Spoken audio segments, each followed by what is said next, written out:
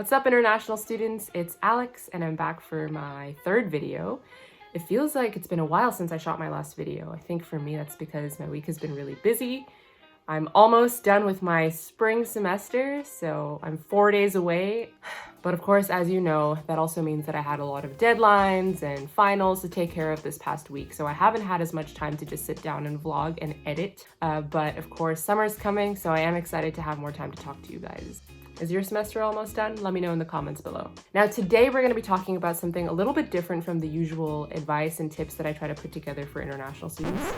Oh yeah, I was painting yesterday and cut myself on a paintbrush. Today we're going to be talking about something a little bit different. We're actually going to be talking about the 4 things that were culturally shocking for me when I first moved to the United States. And it's actually a topic that a fellow international student suggested. This was something she wanted to see on my channel. So if there's something you would like to see on my channel, let me know.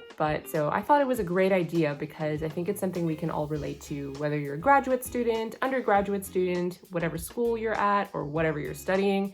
I think we've all had our own set of culturally shocking memories when we first moved to the US. So if this sounds like a topic that's relatable for you, I would love to have you keep watching this video so that you can let me know what you thought at the end.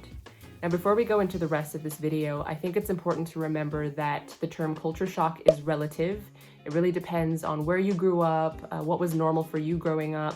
For me, I grew up in Singapore, where I happened to have a lot of access to American TV growing up. So I watched a lot of Disney Channel, Nickelodeon, Cartoon Network, Dexter's Laboratory, anybody? But I had a lot of exposure to the way Americans talked and dressed and thought from a young age. So I don't think I was as shocked about those things. I was more shocked on a behavioral level, like watching my friends go about their daily lives, seeing the way they approach different situations, the way they have interactions with each other.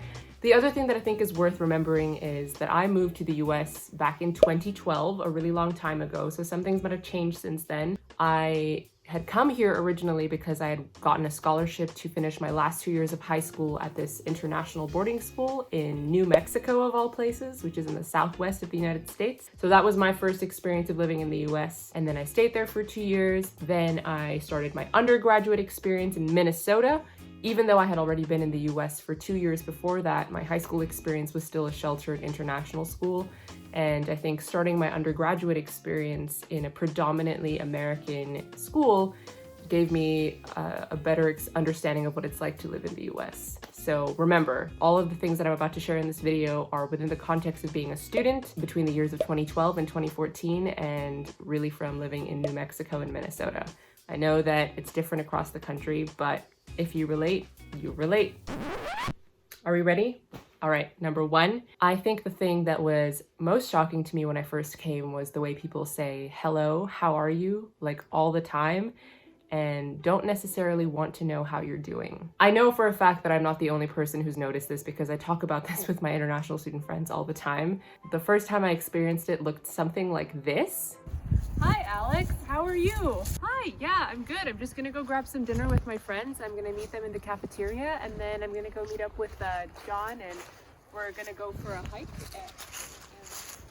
This was with a teacher in my high school in New Mexico, and I loved my experience there. I miss all my teachers, but they were some of the people that I had my first American interactions with, and I just remember being so confused by the fact that she had asked me how I was doing and, didn't want to stay to listen to the story. I thought, okay, maybe she's in a hurry. Maybe I said something that she wasn't asking for. It just made me overthink the situation. Another instance happened in my sophomore year of college where I was at work. One of the people that I worked with, a full-time staff of the school, asked me how my weekend was, and it looked something like this. Hi Alex, how was your weekend? Yeah, it was good. I mean, I had a lot of homework, so that was kind of taking up my schedule, but thankfully I finished it early, so I still had some time to hang out with my friends. Yeah, it was good overall. I'm gonna get some water. I've been in the US for almost 4 years at this point, okay, more like 3.5 years. And it was still very shocking to me that I wasn't supposed to tell my full story when somebody asked me how I was doing. I think over the years I started to get used to this. I understood it to be more of a greeting. It's something you do when you see someone you know or someone that you just want to show friendliness to. You don't necessarily want to have a conversation with them. But at the same time, it was also exhausting for me to keep saying hi and how are you to every single person I passed by. So I think at some point I just stopped saying the how are you part. I would say hi, because I didn't actually want to know how every single person was doing, and I think that's okay. The truth is, I don't think that the people who said "how are you" to me always wanted to know how I was doing anyway, so why say it? This brings me to my second point. The other thing that was culturally shocking to me was the way Americans have conversations with each other. So I first thought about this in high school when we were all standing outside of my dorm. I think it was a group of 5 of us, and most of the people I was with were American. And I was just really interested by the way that this conversation was playing out. Basically, one person would share their story, it would be entertaining, everybody would laugh, and then somebody else would go and tell their own story and make everybody else laugh. And this particular experience was basically people just going back and forth, exchanging their own stories without actually getting to know each other. It looked something like this. Have you guys seen that episode of Friends where Rachel goes to Colorado with her family? That reminds me of when I went to Colorado with my family. Oh my god, I've been to Colorado. Oh my god, I'm from Colorado. My uncle's from Colorado. I have an uncle. Okay, so maybe I was exaggerating a little bit. I mean, we were all teenagers, we were all in high school, so we were kind of socially awkward, and that probably added to all of that. But for me at the time, it was a very bizarre way of hanging out. It was very exhausting. I remember thinking, wait, was I supposed to come prepared with stories to entertain these people? It made me think about how we used to hang out with my friends back home in Singapore, something I had never thought about before. I guess we used to just go out, grab ice cream, sit around and, talk. I never felt the need to prepare stories to entertain my friends, but in the US, it started to feel like if you don't have a story prepared, you're not interesting and people aren't really going to ask about you. Those were the things that were going through my mind at the time. There's a lot of good that's come out of that. Americans are really good at storytelling, which is why they're so good at sales and entrepreneurship and creating big ideas. And I've learned a lot from that myself. I mean, that's the reason I have a YouTube channel now, because I feel confident enough to tell my story. But I think it's also been hard for me when I was younger and trying to make friends at school because I didn't really know how to get to know Americans on a personal level, and I felt like I had to overcome a lot of those cultural norms before I could finally get to know them on a deeper, authentic level. It just wasn't something that I was used to. And of course, not every single American is like this. I've had a lot of amazing American friends who I have gotten to know on a deeper level. But yeah, generally, that was my first impression. Moving on to number 3, class participation. What is that about? When I first attended class in college, I was very surprised by how you get graded on being opinionated and talking a lot in class, because that's so not how I was raised back home. Here, the more you talk, the more it shows you're alert, the more it shows that you care about the conversation that's happening in class, and the more likely you're going to have a good grade. I kid you not, one time I had a D on a test that was worth a significant percentage of my final grade, but because I talked a lot in class, I got a B overall. Not a B minus, a B. Like, the power of talking in class is... Even if you have nothing to add to the discussion, it's better to say that you don't understand something than to wait until you understand it. So yeah, that was a little hard for me at first because in Singapore, of course you can ask questions during class if you're curious or you don't understand something, but you're not going to get graded on your curiosity, so there wasn't that same sense of competition in the classroom to talk. I actually remember during my freshman year of college, I took a class about Western history, Western civilization, Western literature, and these were things that I had never talked about growing up, Homer, Gilgamesh, names that are not part of the Singaporean education. But I took that class because I was interested and wanted to learn about it. And I remember just being so overwhelmed because not only was the reading already so hard for me to understand, you had to come to class ready to talk about the reading intellectually. Oh, it was a small classroom. There were like 16 of us and people were going at it, just talking. And one day after class, my professor actually emailed me and said, "Hi, Alex, I noticed that you have not been talking." My professor actually emailed me and said, "Hi, Alex, I noticed that you have not been talking these past few weeks, and I'm wondering if everything is okay. Is there anything I can do to help you understand the material?" And I was so confused. I was like, oh my god, I'm supposed to talk. He's on to me. That was the feeling that I had. And then the other feeling I had was, yes, there is something you can do. Teach me the material. Long story short, I ended up being really overwhelmed by the level of participation I was expected to have, so I dropped the class. Now, of course, if I'm going to keep dropping a class every time I get overwhelmed by class participation, that's not a very sustainable model for studying in the US. So of course, over the years I adapted. Now I speak a lot more in the classroom. I understand that it's what I have to do to show that I am alert and that I care about the conversation. But the other way that I've dealt with that is to make sure that I only register for classes that I know I'm interested in. So I'll always carefully read the class description. I'll look up the professor to see what background they have. I just need to know that it's a conversation that I can be interested in. Like even until now in grad school, even if a class is really popular, the professor that's teaching it is really famous, like if the topic doesn't sound interesting to me, I'm not going to sign up for that. And that's how I make it easier on myself to get A's in school.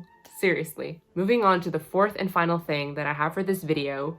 Another thing that I was culturally shocked by when I first came here was the amount of empowering language that exists in everyday language. I know that's complicated. I have a story to tell you. So in 2012, when I first moved to the US in New Mexico, my parents had actually flown with me from Singapore to help me settle down and, make sure that I had everything that I needed. I was very young at the time. And there was a student, an American student, who was in the year above me, and she had offered to give my family and I a tour of campus. And she was so sweet, a really great host, and she actually turned out to be a really good friend of mine. But when I first met her, I was just not used to her style of talking. And I remember halfway during our tour, she had brought us to this room and she was telling us about the magic of this room. And meanwhile, I'm just sitting here and my nose is running like crazy. Like, I don't know, the altitude in New Mexico is really high and I just was not used to that. So I'm looking around for tissues. I finally spot a box of tissues. I interrupt her and I say, "Do you mind if I just grab those tissues?" I was expecting her to just say like, "Oh yeah, sure." But instead she said, "Go for it. Knock yourself out." And I still remember those exact words until today because they were so jarring in that moment. I was like, knock yourself out? Like, how many tissues do you think I need?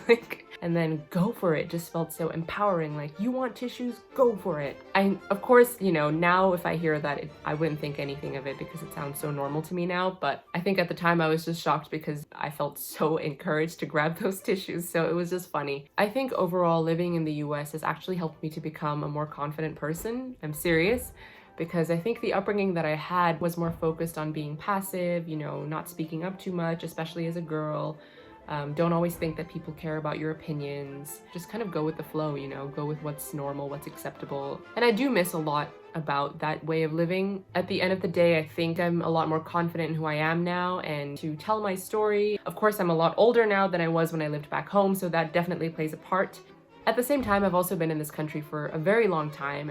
8 years. So a lot of these things have just become normal for me over time. The more you do something, the more normal it becomes for you. So I try to check in with family back home, with the news back home, to try to remember what life outside of the US is like and to remember that there's more than one way to do things. And also to try to find a balance. I'm from 3 different countries, so thinking about how to find a balance between different cultural identities is something that has been on my mind since I was very, very young.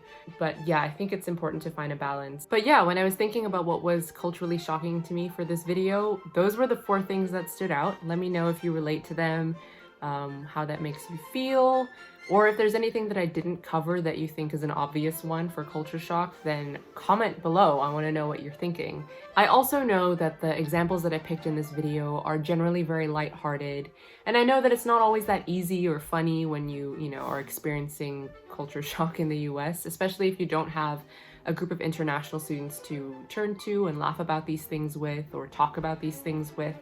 So I hope that at the very least this video made you smile, made you laugh a little bit, or helped you feel like you aren't alone in the experiences you're having. As always, let me know how you feel, what you thought. I would love to hear that. But yeah, if you like what you saw, like what you heard, please click that like button and subscribe to stay tuned for more videos like this. Thank you so much for tuning in, and I hope everyone is staying safe and doing well.